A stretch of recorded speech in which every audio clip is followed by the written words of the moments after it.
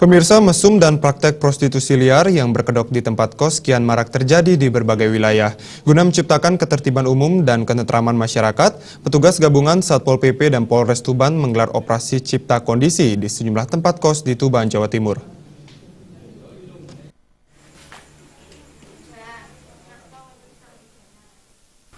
Razia berlangsung di sejumlah tempat kos di kawasan Kelurahan Latsari dan Perbon, Kecamatan Kota Tuban, Jawa Timur. Sejumlah petugas menyisir satu persatu lokasi kos yang diduga kerap dijadikan tempat mesum dan praktek prostitusi liar. Para penghuni kos diminta keluar kamar dan diminta menunjukkan kartu identitasnya. Namun dari hasil razia tersebut, petugas tidak menemukan seorang pun penghuni kos yang dicurigai sehingga petugas tak membawa hasil apapun. Meski demikian, petugas tetap mendata dan memberikan himbauan kepada para pengelola kos agar lebih selektif dalam menerima tamu dan pengunjung kos.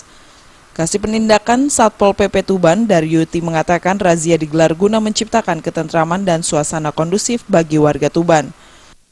Di situ ada laporan daripada masyarakat bahwa ada indikasi di dalam kos-kosan itu ada laki dan perempuan yang tidak didukung dengan kartu nikah, sehingga atas dasar laporan itu kita melakukan evaluasi terhadap hasil laporan itu.